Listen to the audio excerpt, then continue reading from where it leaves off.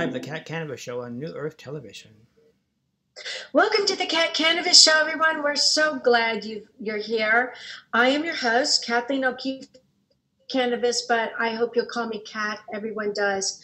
We have a great show for you tonight. We have two Janes. Yeah, we've got Dr. Jane Galloway and we have Jane Anderson, and they are both authors in the book Chaos to Clarity, Sacred Stories of Transformational Change. And they have two very different stories in two very different sections of the book. But what kind of ties these stories together is an email that I received from a friend today. And when I opened it, the first thing I read was, so many people and pets are dying right now. What is going on? Why is this happening? And so Dr. Jane Galloway is an expert in that field when it comes to staying in your power and not giving into drink or drugs or pharmaceuticals to help you get through that pain, feeling that pain, standing in that pain. And nobody knows that pain better than our guest, Jane Anderson, who received a phone call while she was at a Bible study group that her daughter had been found dead by her roommate. And the first thing that came into my mind when I read that story that Jane had sent in, when I got done crying from the story, then I was crying with joy at how strong Jane was and how she decided to share this story, which she has never shared before, with all of us, because it's so hard when we lose a child.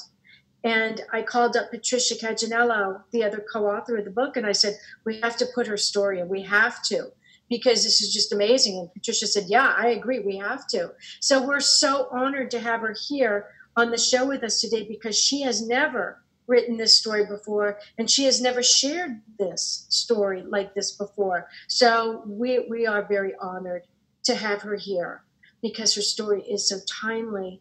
So, Dr. Jane Galloway, can you tell us a little bit about you and what you do? Well, I am, let's see, what do I do? I'm an author. I'm a writer. I'm an ordained minister. I have run a number of spiritual centers. And before that, I was an actress for many years. So I do a lot of things.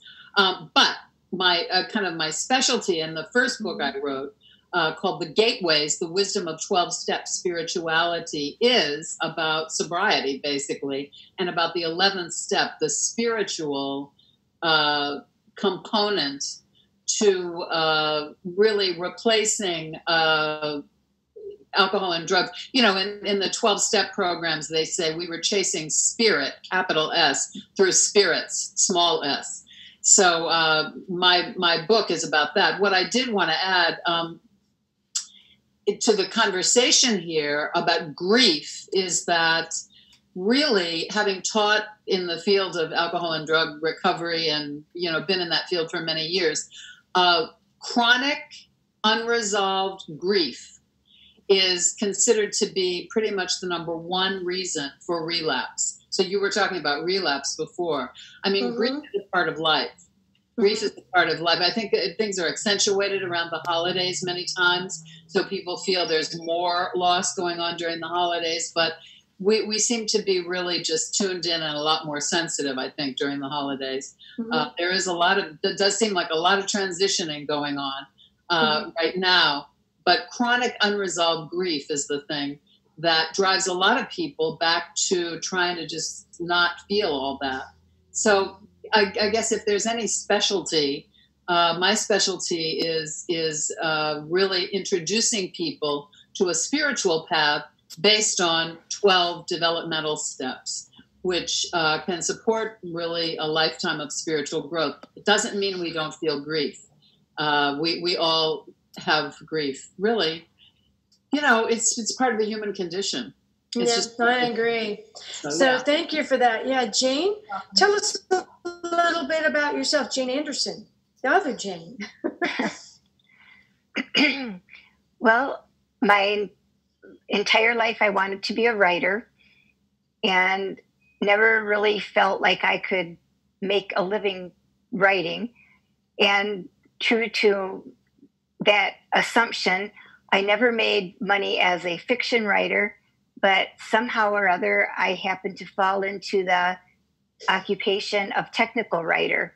Oh, yeah. And so just through a series of being curious and wondering how things work and being able to document and write things that are supposed to happen as opposed to what actually happens and what the problem is because things didn't process right, and having kind of a little investigative mind, I just happened to fall into system testing, which led to documentation. And so for probably 25 years, I wrote documentation. As one of my daughters said, you spend 10 hours a day writing things that nobody even wants to read. But that's what I did for my, and I still love to write things. And I would say that if it came to writing procedures and things, that's probably what I would do best. But now I am not writing. I'm actually working a pharmacy. So, which has nothing to do with writing. Okay, so let me tell our audience a little bit about what part of the book you're in. For Jane Anderson, that you just heard speaking, she's in Grief and Loss, Let the Circle Be Unbroken, and the name of her story is The Revealing Nature of Grief. Jane Anderson, can you tell us a little bit about what happened, a little bit about your story? Well, can you do that? Are you okay with that? Sure. My daughter passed away when she was 38, but when she was 21, she had a tumor in her spine. And when she had the surgery, the doctor told us that there was no guarantee that she wouldn't have repercussions from it later on. When she was 26, she was diagnosed with MS, and she had progressive.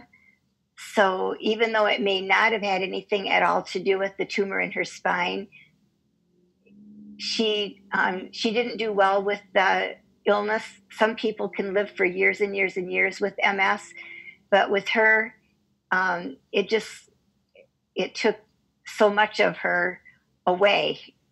She went blind a couple times and got her sight back. In the end, it got to the point where she couldn't walk.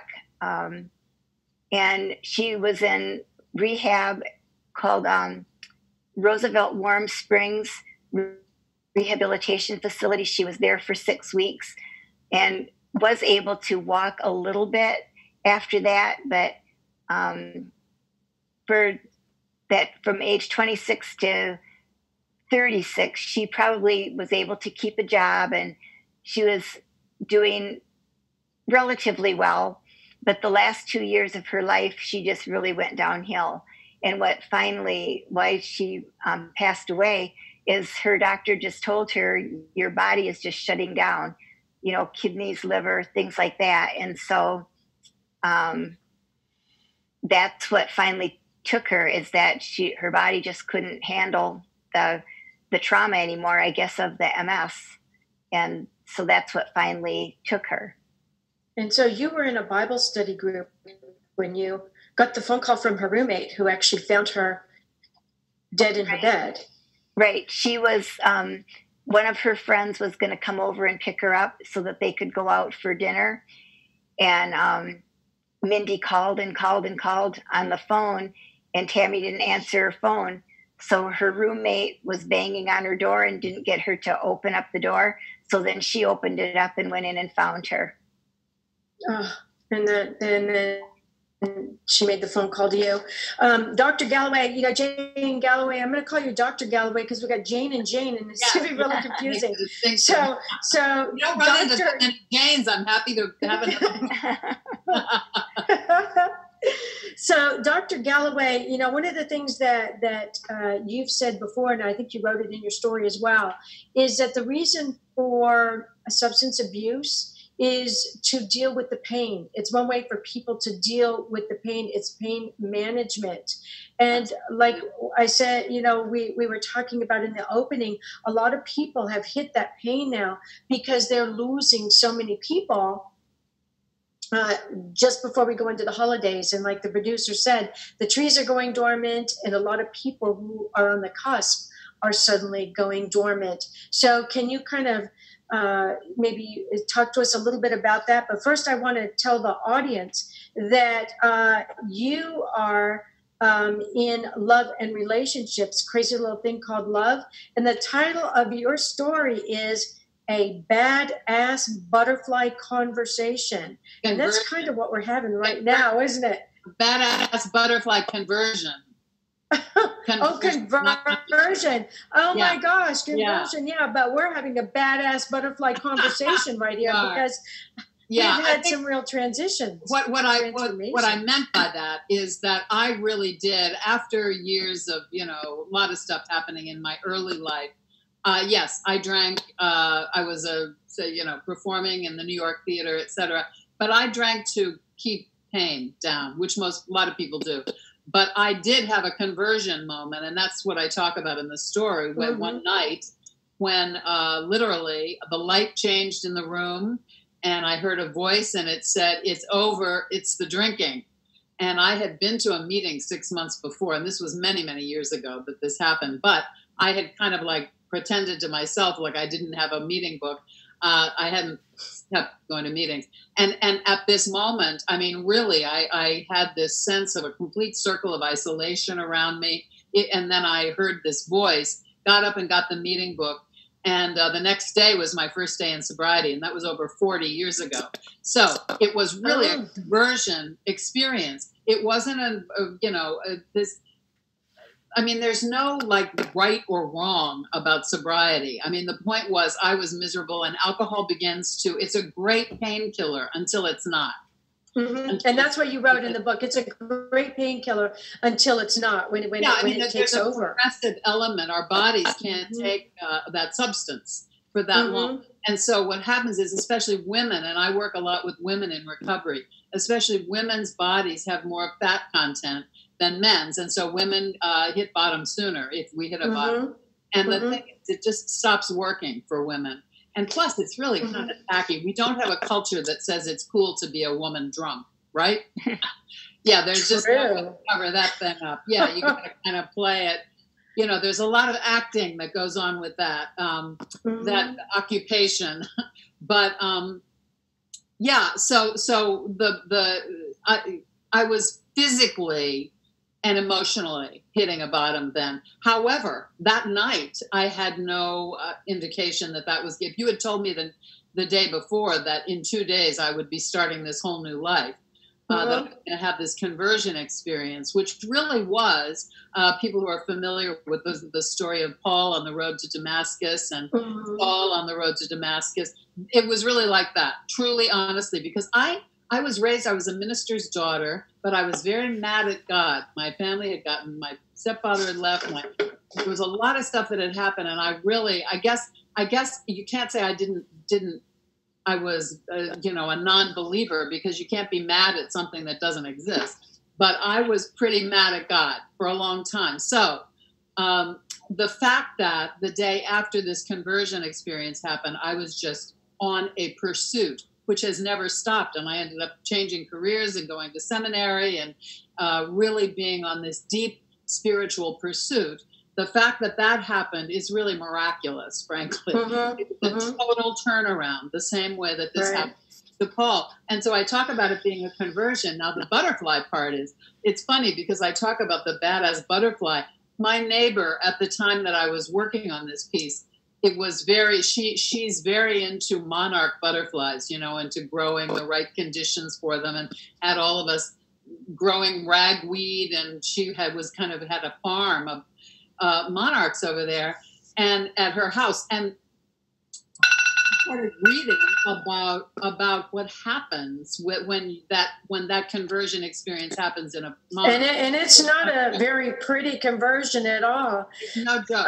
You know, that's why I call my conversion. It was that dramatic. You lose a whole other direction and start again. Yeah. So, Jane Anderson, can you tell us quickly how we can get in touch with you? Well, I'm on just about every social media imaginable.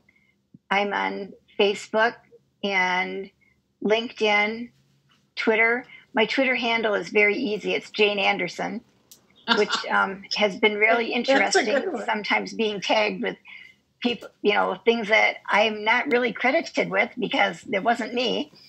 But and I even have a Pinterest, but I don't do a lot with Pinterest, and I have Instagram. On Instagram, I'm Insight Skill, and I don't know my Facebook is Ragdoll, but it's just best to look me up as Jane Anderson. Okay, and Jane Galloway, you're actually on my Facebook page too. What? I just wanted to ask Jane a quick question. It seemed in the story you wrote that you really made the point that you were with your Bible study group, and that moment came to you of really living in each moment and honoring each contact we have with someone. I really appreciated that in your story. Thank you. I wanted to say that to you. Well, I was a minister's daughter too, just so you know. Okay. It's a whole thing. Great, guys. Jane Galloway, quickly, what's your website? We got to go because I have another show at 6. Yeah, Jane Galloway. JaneGalloway.com. Yeah. Okay, well, thank you, everybody, for being on the show with us tonight. Chaos to Clarity, sacred stories of transformational change. Go to sacredstoriesmedia.com and go to Chaos to Clarity, and you can download all the free gifts. You can also go to Amazon and order it as well, but we have free gifts for you for the next week. So thank you, everybody, for being on the show tonight. Thank you, Dr. Jane Galloway, and thank you, Jane Anderson. Thank you so much, Jane Anderson, for coming on and sharing with us for the first time. We really, really appreciate it. Thanks for asking. Good night, everybody. Good night. Good night.